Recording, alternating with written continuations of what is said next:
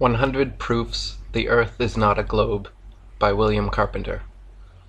1. The aeronaut can see for himself that Earth is a plane. The appearance presented to him, even at the highest elevation he has ever attained, is that of a concave surface, this being exactly what is to be expected of a surface that is truly level, since it is the nature of level surfaces to appear to rise to a level with the eye of the observer. This is ocular demonstration and proof that Earth is not a globe. 2. Whenever experiments have been tried on the surface of standing water, this surface has always been found to be level. If the Earth were a globe, the surface of all standing water would be convex. This is an experimental proof that Earth is not a globe. 3. Surveyors' operations in the construction of railroads, tunnels, or canals are conducted without the slightest allowance being made for curvature, although it is taught that this so-called allowance is absolutely necessary.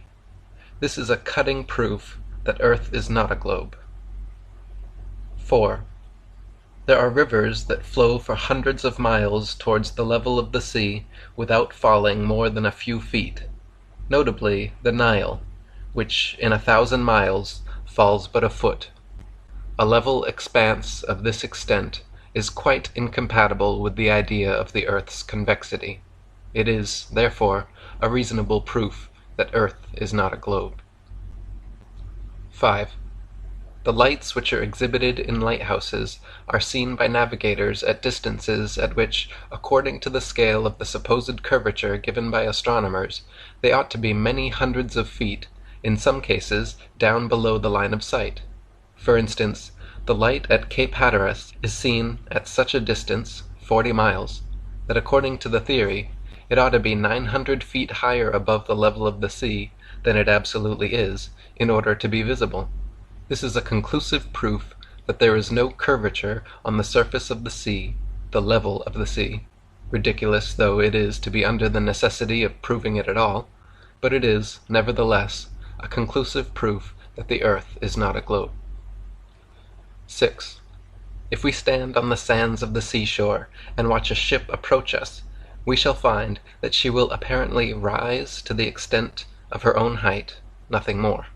If we stand upon an eminence, the same law operates still, and it is but the law of perspective which causes objects as they approach us to appear to increase in size until we can see them, close to us, the size they are in fact. That there is no other rise than the one spoken of is plain from the fact that no matter how high we ascend above the level of the sea, the horizon rises on and still on as we rise, so that it is always on a level with the eye, though it be 200 miles away, as seen by Mr. J. Glaisher of England from Mr. Coxwell's balloon, so that a ship 5 miles away may be imagined to be coming up the imaginary downward curve of the earth's surface, but if we merely ascend a hill, such as Federal Hill, Baltimore, we may see 25 miles away, on a level with the eye, that is, 20 miles level distance beyond the ship, that we vainly imagine to be rounding the curve and coming up.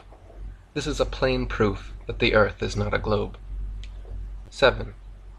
If we take a trip down the Chesapeake Bay in the daytime, we may see for ourselves the utter fallacy of the idea that when a vessel appears hull down, as it is called, it is because the hull is behind the water.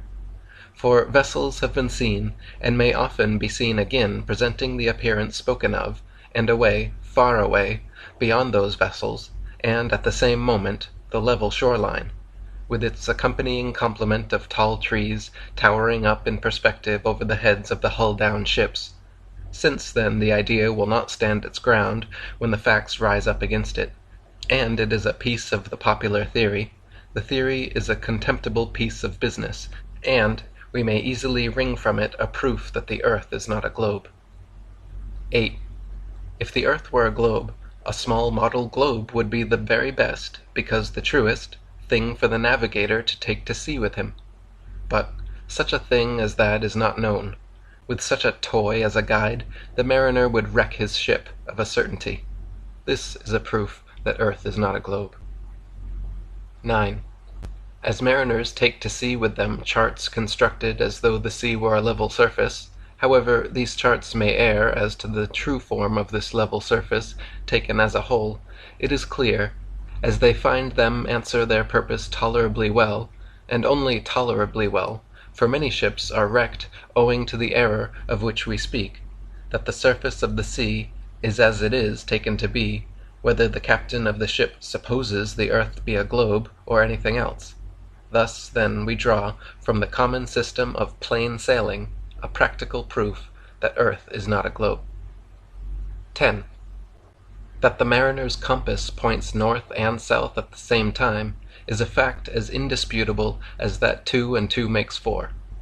But that this would be impossible if the thing were placed on a globe, with north and south at the center of opposite hemispheres, is a fact that does not figure in the schoolbooks, though very easily seen, and it requires no lengthy train of reasoning to bring out of it a pointed proof that the earth is not a globe. 11. As the mariner's compass points north and south at one time, and as the north to which it is attracted is that part of the earth situated where the North Star is in the zenith, it follows that there is no south point or pole, but that, while the center is north, a vast circumference must be south in its whole extent. This is a proof that the earth is not a globe. 12. As we have seen that there is really no south point or pole, but an infinity of points forming together a vast circumference, the boundary of the known world, with its battlements of icebergs, which bid defiance to man's onward course in a southerly direction, so there can be no east or west points, just as there is no yesterday and no tomorrow. In fact, as there is one point that is fixed, the north, it is impossible for any other point to be fixed likewise.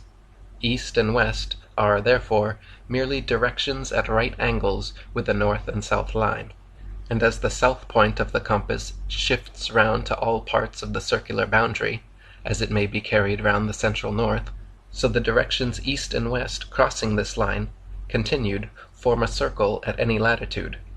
A westerly circumnavigation, therefore, is a going round with the North Star continually on the right hand, and an easterly circumnavigation is performed only when the reverse condition of things is maintained, the North Star being on the left hand as the journey is made.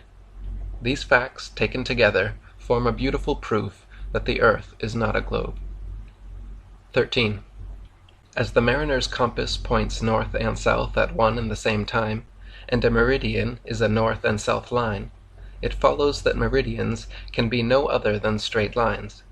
But since all meridians on a globe are semicircles, it is an incontrovertible proof that the earth is not a globe. 14. Parallels of latitude only, of all imaginary lines on the surface of the earth, are circles, which increase progressively from the northern center to the southern circumference. The mariner's course in the direction of any one of these concentric circles is his longitude, the degree of which increase to such an extent beyond the equator, going southwards, that hundreds of vessels have been wrecked because of the false idea created by the untruthfulness of the charts and the globular theory together, causing the sailor to be continually getting out of his reckoning. With a map of the earth in its true form, all difficulty is done away with, and ships may be conducted anywhere with perfect safety. This, then, is a very important practical proof that the earth is not a globe. 15. The idea that, instead of sailing horizontally round the earth, ships are taken down one side of a globe, then underneath, and are brought up on the other side to get home again, is, except as a mere dream, impossible and absurd. And since there are neither impossibilities nor absurdities in the simple matter of circumnavigation, it stands without argument, a proof that the earth is not a globe. 16. If the earth were a globe, the distance round its surface at, say, 45 degrees south latitude could not possibly be any greater than it is at the same latitude north. But since it is found by navigators to be twice the distance, to say the least of it, or double the distance it ought to be according to the globular theory, it is a proof that the earth is not a globe. 17. Human beings require a level surface on which to live, that, in its general character, shall be level. And since the omniscient Creator must have been perfectly acquainted with the requirements of his creatures, it follows that being an all-wise Creator, he has met them thoroughly. This is a theological proof that the earth is not a globe. 18. The best possessions of man are his senses, and when he uses them all, he will not be deceived in his survey of nature. It is only when some one faculty or other is neglected or abused that he is deluded. Every man in full command of his senses knows that a level surface is a flat or horizontal one, but astronomers tell us that the true level is the curved surface of a globe. They know that man requires a level surface on which to live, so they give him one in name which is not one in fact. Since this is the best that astronomers with their theoretical science can do for their fellow creatures, deceive them, it is clear that things are not as they say they are, and in short, it is a proof that earth is not a globe. 19. Every man in his senses goes the most reasonable way to work to do a thing. Now astronomers, one after another, following a leader, while they are telling us that earth is a globe, are cutting off the upper half of this supposititious globe in their books, and in this way forming the level surface on which they describe man as living and moving. Now if the earth were really a globe, this would be just the most unreasonable and suicidal mode of endeavoring to show it, so that, unless theoretical astronomers are all out of their senses together, it is clearly a proof that the earth is not a globe. 20.